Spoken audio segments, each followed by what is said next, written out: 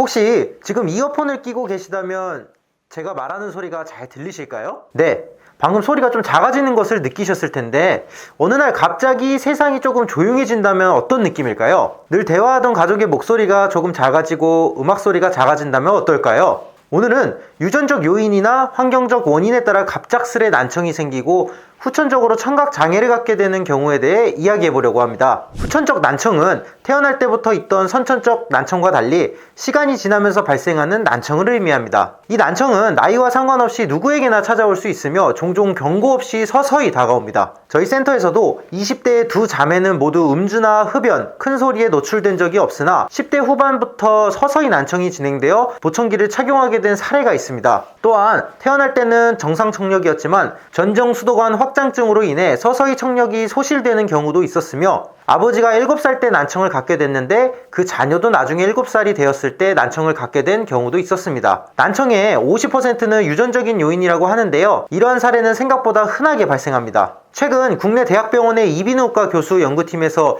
국제이비인후과 저널에 게재한 연구 결과가 있는데요. 10대에서 30대 환자들의 DNA 샘플로 유전학적 검사를 실시했을 때 전체 63명 중 40명이 유전적 원인으로 난청이 발생했다는 점이 규명됐습니다. 특히 이 중 3분의 1 이상은 전정수도관 확장증이 원인으로 나타났다고 하는데요. 보통 이 유전자를 갖게 되면 소아일 때 돌발성 난청으로 인해 인공호화 수술을 받는 경우가 많다고 합니다. 그런데 이번 연구를 통해 10대에서 30대 사이에서도 이 질환으로 심한 난청이 발생할 수 있다는 것으로 확인됐습니다. 때문에 돌발성 난청, 메니에르 외에도 전정수도관 확장증으로 인해 나중에 청력이 떨어질 가능성도 있다는 것입니다. 이외에도 후천적으로 난청이 발생하는 원인은 다양한데요. 유전적 요인 외에도 지속적인 소음 노출이나 특정 약물의 부작용 등이 청력 손실에 영향을 줄 수 있습니다. 이러한 난청은 초기에는 인지하기 어려운 경우가 많아 방치되기 쉬워 골든타임을 놓치는 경우가 있습니다. 특히나 요즘 젊은 청년들 중에서도 이어폰을 너무 오래 사용하여 난청이 증가하고 있는데요. 후천적으로 난청이 발생했더라도 빠르게 대처하는 것이 정말 중요합니다. 우리는 누구나 후천적으로 청력을 잃을 수 있습니다. 어떻게 보면 우리 모두가